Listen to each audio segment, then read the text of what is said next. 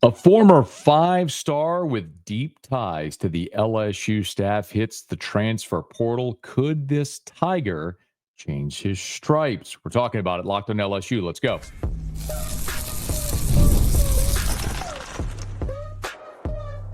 You are Locked On LSU, your daily podcast on the LSU Tigers. Part of the Locked On Podcast Network, your team every day.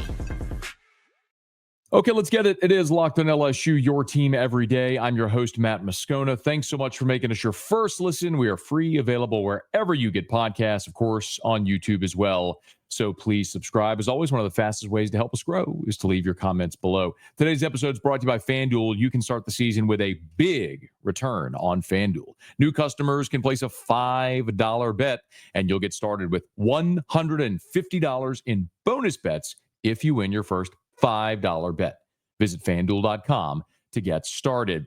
A few portal targets have reportedly confirmed visits to LSU. We'll talk about each of them coming up here in just a smidge. There is a prediction in for LSU to land one of the biggest receiver names in the transfer portal. We'll tell you about him in just a moment. But I want to start on the defensive side, where there are no less than 4 edge rushers that are formally tied now to LSU, either confirming an offer, confirming a visit to LSU, or LSU has known interest for that player. And I want to talk about each of them, but I'm going to start with the one that might have the most potential upside. Not might, has the most potential upside. Williams Nwaneri. If you know recruiting, you know the name. If you don't, I'll fill you in. Williams Nwaneri is from the state of Missouri. And just 1 year ago, he shocked a lot of people in recruiting circles when he chose to stay home, and play for the home state Missouri Tigers. Now, this wasn't just a good player from the state of Missouri that chose to stay home. Williams Nwaneri was a consensus 5-star prospect. Not just a consensus 5-star prospect. In the composite, he was the number 1 edge in the country and the number 7 overall player in the country. Not the number 7 edge, not the number 7 player in Missouri, the number 7 player at any position nationally in the 2024 signing class. He's from Lee Summit, Missouri.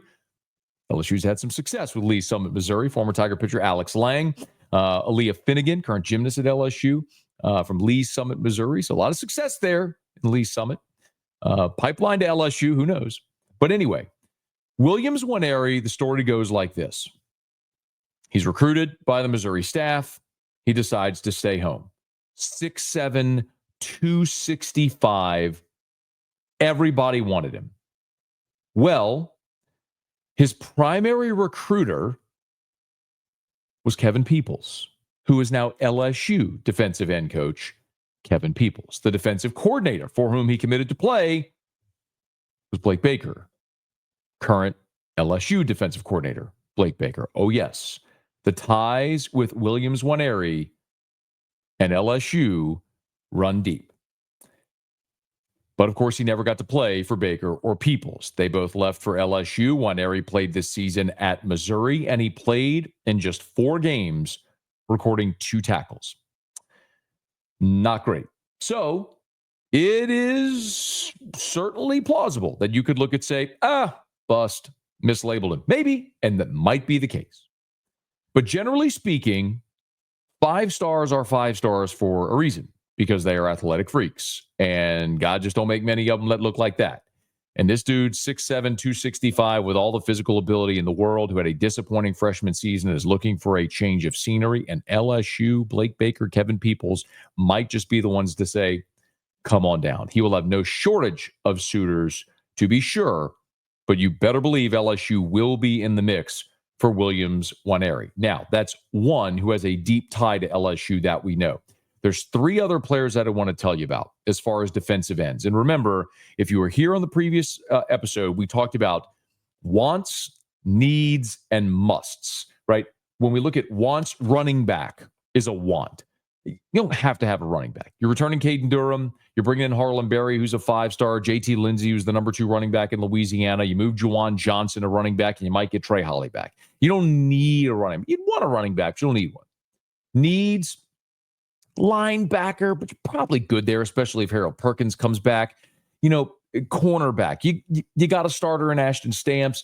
You got PJ Woodland will probably be your nickel. DJ Pickett's going to be your starter day one. You're probably okay there among your starters, but you kind of need some depth there. Musts, like not debatable musts, you must go sign at least one defensive end. You must go sign an elite wide receiver. You must go sign multiple tight ends, especially now with Kamorian Pimpton in the portal and Mason Taylor leaving. But defensive end, you're losing Swinson, you're losing Savion Jones, you're losing Paris Shand, you return Gabe Relaford, Deshaun Womack's in the portal. You need defensive ends. Ends, plural. Williams Nwaneri could be one. We told you about Jamari Butler. Jamari Butler is the player from Nebraska who's entering his 6th collegiate season. He's down to a final 3. It's LSU, Florida State, Texas A&M. He'll choose among those 3. The other 2 players that we know have LSU interest. One is Cameron Olds, O-L-D-S. Cameron Olds is from Kent State. He'll be entering his 4th year. He reported his offer from LSU on Twitter, on X.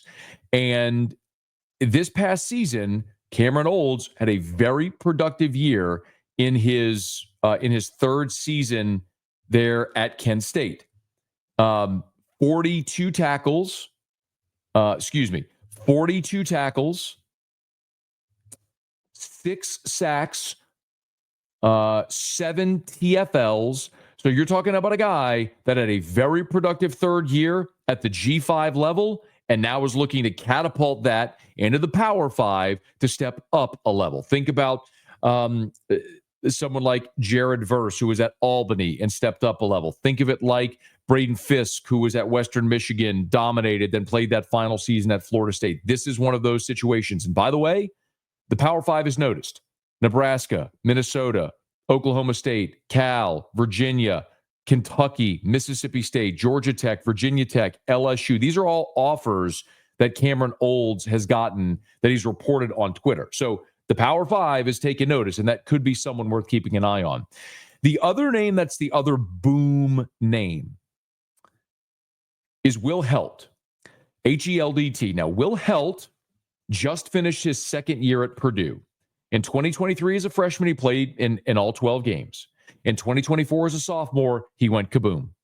56 tackles, 10 TFLs, 5 sacks. He is 6'6", 265. He is a monster, and he is visiting LSU this week. This isn't just a want. He is visiting LSU this week. Had a chance to visit with Shea Dixon. Here's the latest on Will Helt. He's one of the more sought after defensive ends, edge rushers right now that's out there, and I think that beyond even, Gabe Relaford, who, they were confident and played this year, I think you still want to bring in a guy that's got experience. And even more than that, I won't be surprised if they took a couple of D-line, D-end edge rusher types, because, Matt, were we going crazy when Braden Swinson signed out of Oregon and was a guy that was a 3-star out of Georgia? And they're like, hey, look, you've got some upside, but he hadn't played a ton. And, well, he sure did shine in year 2 for him, even if it wasn't right away, played as a backup in year 1. So they'll chase the big guys like this, but I also think we'll see them go after some guys who, may not have the same stats as others, but can at least bring competition and depth to a couple of positions where they kind of really need it. Shanny, at LSU, at that defensive end position, you've had the bigger-bodied run-stuffing end like a Savion Jones and the leaner, longer, athletic pass rusher like Braden Swinson. Well, look at what you have here. Jamari Butler, the bigger sort of edge. Cameron Olds, sort of bigger, Will Helt, big 6'6", 265. And then you have Cameron Olds, 6'4", 240. Williams Nwaneri, 6'7", 265. You have 2 younger guys there with extreme high-level potential and 2 veteran guys looking to play in the Power 5. It would be a dream if LSU could land one of each. Butler, Helt, Olds, Nwaneri. If you could end up with 2 of those guys, maybe one of the veterans and one of the young guys, I'm not going to be greedy and assume that LSU is going to get all 4 of those guys. Please don't think that they're going to do that. All those guys are in high demand. They're all going to go to favorable situations where they make good money and have an opportunity to play and increase draft stock. Can you land 2? You need 2 in this cycle. That's 4 names that LSU has ties to right now to keep an eye on. As it develops, we'll let you know. Speaking of developing, the guy who is arguably on the forefront of all of portal news is projecting one of the biggest named receivers in the portal to land at LSU. We'll tell you about that next. Locked on LSU, your team every day. Today's episode is brought to you by FanDuel. Get ready to tackle the NFL action with FanDuel, America's #1 sportsbook. Because right now, new customers can bet $5 and get $150 in bonus bets if you win. The FanDuel Sportsbook app gives you everything you need to place live bets on the NFL all in one place. So when you get a hunch in the middle of the game, you can check out the latest stats, view live play-by-play, and so much more on the same page where you place your bets. Just visit FanDuel.com to join today. You'll get started with $150 in bonus bets if you win your first $5 bet. That's FanDuel.com. Never waste a hunch and make every moment more with FanDuel, an official sportsbook partner of the NFL. We've talked about wants, needs, and musts. Said defensive end is a must. Another must for this LSU team in 2025 is wide receiver. And we've gone through it. 3 of your top 4 pass catchers are gone. Kyron Lacey is gone to the draft. C.J. Daniels is in the portal. Mason Taylor is gone to the draft. Now, Taylor, of course, is a tight end, but he was one of your top 4 pass catchers this year. He's actually 3rd.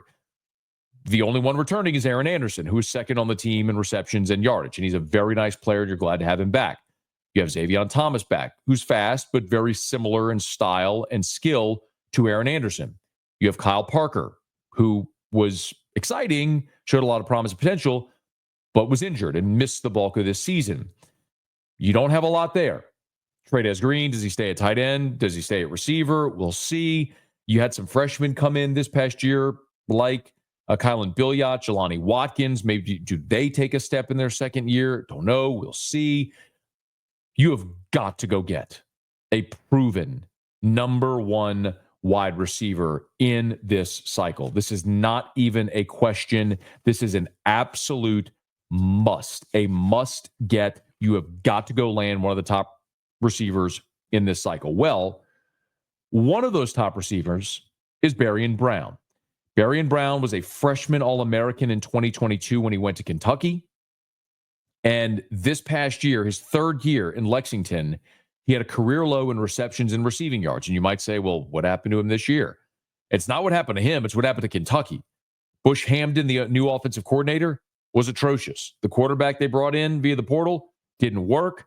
And so as a result, Kentucky finished the season 111th in the country in passing offense. So naturally, a talented guy like Berrien Brown said, let me go somewhere that throws the ball, have a better season. Well, where better than wide receiver you? And Shea Dixon from On3 the Bengal Tiger thinks the Tigers have a really good shot at landing him. And the thing that I'll remind you is that Pete Nakos, and let me not bury this lead, Pete Nakos of On3, really Pete Nakos and Hayes Fawcett are the 2 people more so than any other at the forefront of breaking portal news. Pete Nakos from On3 has put in a prediction for Berrien Brown to land at LSU.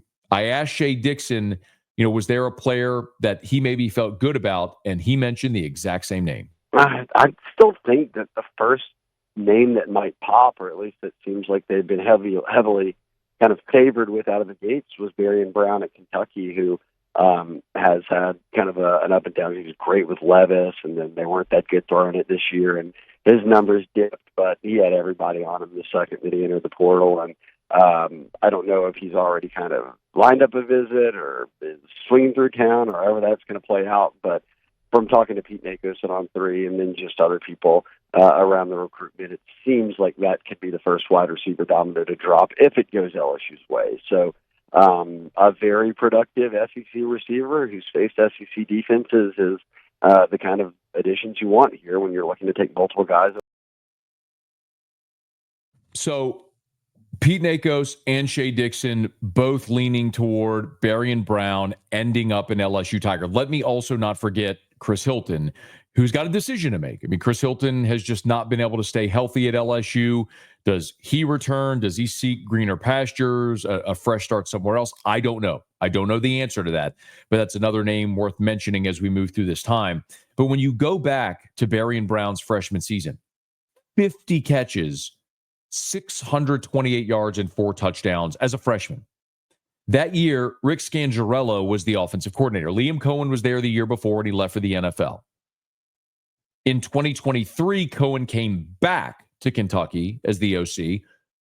Berrien Brown at 43 catches, 539, 4 touchdowns, very productive sophomore year under Liam Cohen. Well, Liam Cohen goes back to the NFL. This year they bring in Bush Hamden, and as we detailed, Kentucky's offense was dead last in the SEC in scoring. They were 111th in the country in pass offense, and everybody suffered. They brought in Brock Vandegrift from Georgia, didn't work out. Just 29 catches for 361 and 3 scores for Berrien Brownie at the portal, and as you heard say, everyone was on him. Wherever Berrien Brown lands, it will be his 4th offensive coordinator in as many years in college. But this is the guy that we're talking. This is the kind of guy that we've been talking about when we mentioned that LSU has got to go ham in the portal. You've got to go be aggressive and get top-tier players, not just bodies, elite-level players. Listen, LSU threw its line in the water 2 years ago in the portal. LSU tried to get a guy like Jared Verse. LSU tried to get a guy like Keon Coleman. All the guys that landed at Florida State, Braden Fisk, Fentrell Cypress. LSU went after those guys. They hosted them on visits. They missed because they were flat outbid 2 years ago. And then last year, they just didn't spend. It was sort of by intent. And boy, they paid the price for it. Which is why Brian Kelly said just a few weeks ago, point blank, they were going to be aggressive in the portal. Here's your chance to prove it. How aggressive are you going to be? Can you land top-tier portal talents at positions of need? Receiver, defensive end, tight end. This is going to be the telltale of the 2025 season. When I've consistently said to you, talk to me in a month. When everybody was melting on signing day, when Cade Phillips flipped to Texas, when of course, Bryce Underwood ends up at Michigan, when Jakeem Stewart goes to USC. I said, talk to me in a month. LSU's not a great class. But do I want you to go pay $2 million for a 16-year-old defensive tackle? No, I don't. I'd rather you go get a 23-year-old defensive end. I'd rather you get a 3-year starter receiver in the SEC that can help you win today. Now, can you get them? This will be a great case in point if they can. Berrien Brown, 24/7 rates him as the 6th highest receiver in the portal. On 3 rates him as the 4th best receiver in the portal. No matter how you slice it, that is an elite level receiver in the portal. The type of guy you have to go get.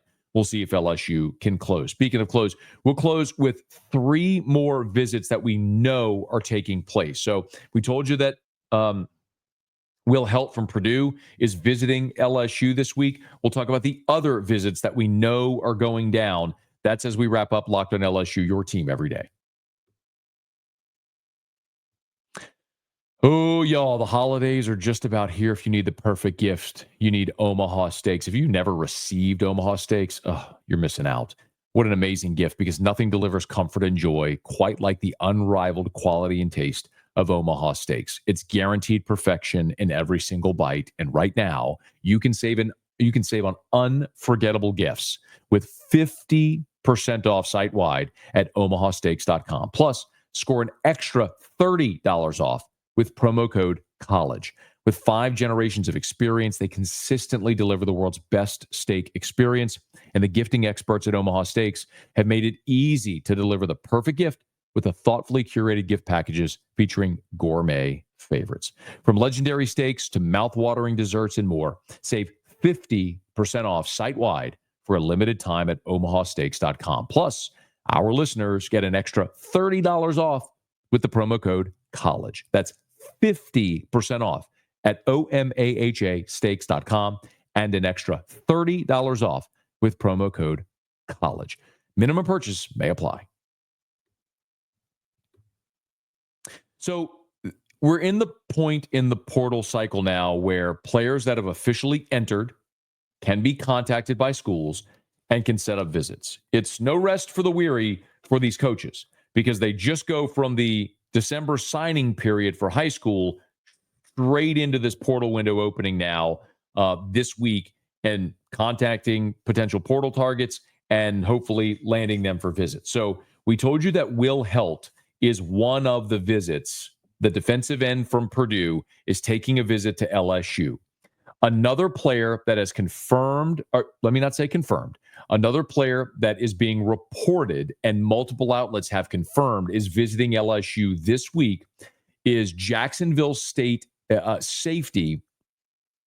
Is Jacksonville State safety Zachariah Poyser. Had a chance to speak to Shea Dixon about Poyser, who played some cornerback at Jacksonville State, but LSU likes him on the back end. Came together. Yeah, they kind of like him at safety as a guy who this past year playing, I guess now in with Conference USA, but they won a title with Rich Rod over there at Jacksonville State, and he had a phenomenal year. So there was buzz that he was going to come out and that interest was going to be there immediately from a number of teams, and certainly LSU was one of them. And then he put out that a kind of a short list of schools he was going to check out. I think mainly here you're going to watch LSU and then Florida. He's from the Sunshine State. He's got some connections to the Gators with guys he went to high school with and all that. But definitely as guys enter the portal, I would say so far, Poyser at safety is the biggest name that you can attach to LSU in terms of them really going after him. LSU, Florida, Auburn. Those are the three schools right now that we know Poyser is planning to visit. And as Shea said, had a monster year this year. Played in 5 games as a true freshman for the Gamecocks in 2023. And then this year in 2024, kind of went kaboom in 2024. So a really fine season with 75 tackles, 2.5 TFLs. It didn't have a sack, but had 3 interceptions, 8 pass breakups. So again, a great season on the back end at safety and one of the top safeties in the portal. Again, we're looking at all of our musts, right? Not wants, needs. When we talk about musts, mentioned defensive end. Well, the Tigers are welcoming Will Helt to campus, and they've got 4 guys that they're looking at. Must, we talked about wide receiver. Well, Barry and Brown looks like that's one that you're going to check the box. Another must for LSU is tight end. And that's another player that LSU has already lined up a visit with, and that's the Arkansas tight end, Luke Haas. Yeah, I think everybody's going to want him, but he lined up immediate visits. LSU first, then he'll be at Bama, then he'll be at Ole Miss to wrap up the week. So clearly wanting to stay in the SEC with kind of the early visits that he has planned. But he was a guy, remember, that went to Arkansas as a 4-star, big get for them, and shined right away. And then he got injured, came back this year, and it was Arkansas. They weren't very good on offense, but he led them, I think in receiving touchdowns. He put up a few hundred yards, caught a bunch of balls, and is big enough to block and be a pass catcher. So I think you can see with Mason Taylor out, and then losing guys like Markway, other guys who kind of were that blocking tight end for you, that they went wire to wire this year with Mason as that guy, and they were converting offensive linemen to help out as extra guys there. And I know Pimpton's planning to go into the portal now, so you've got Trey'Dez Green as that mismatched 6'6" type guy out there still, but I think they want to add at least a couple of tight ends here, given that Mike Tyler flipped on you and you're only bringing in one true freshman in J.D. LaFleur. It only makes sense that they don't add one, but they try to add at least 2, given, look, you go back, Matt, to the beginning of this, how much Brian Kelly, we thought, wanted to run this multiple tight end offense. And his history with tight ends speaks for itself. And now 3 years of Mason Taylor, and he's LSU's all-time leader in catches and receiving yards by a tight end, passing up Richard Dixon. So you would think it's an easy pitch, right? Like, hey, look, that's the success that the tight end position's had under Kelly, and now it's wide open at LSU for that kind of prototypical inline tight end position.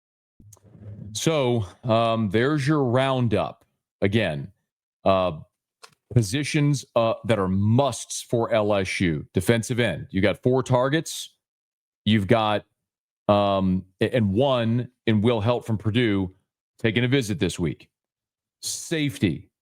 You got a couple of targets. Zechariah Poyser from Jacksonville State taking a visit. LSU, Florida, Auburn are the visits that he's going to take here this week. Tight end, an absolute must. Luke Haas from Arkansas visiting LSU, Bama, Ole Miss. Again, this isn't going to be easy. It's not just like LSU's going to open the door and all these amazing portal talented players are just going to walk into Baton Rouge. But LSU has playing time available. You have great resources available, and you have money to spend in the portal. Brian Kelly said you were going to be aggressive in the portal. So far, all of the positions that we have identified as musts, they are being aggressive early in attacking these positions and the top players in the portal. Can you land them? That's the giant question. 2 years ago, you were in on all those guys and you got outbid. Last year, you refused to get into a bidding war. Recognize the error of your ways. It's time to go spend money. Let's see, as you bait the hook, how big a fish or how many big fish you can reel in. Check with me in a month. Okay, y'all. It seems like every time we hit refresh, there's more players in the portal. There's more names to mention. We're going to be here with you all along. So we'll let you know the names you need to know, the info you need to know right here on Locked On LSU. Thanks for making us your first listen. Shout out to all the everydayers that are here with us. We appreciate you greatly. Now for your second listen, go check out Locked On SEC with our guy Chris Gordy on YouTube or wherever you get podcasts. Of course, if you're listening on podcast, please subscribe on your favorite podcast app. Rate us, leave a review. If you're on YouTube, smash that like button, subscribe to the channel, hit the bell so you're notified whenever we post a new video, and let a friend know if they love the Tigers. We got you every single day for Locked On LSU, your team every day.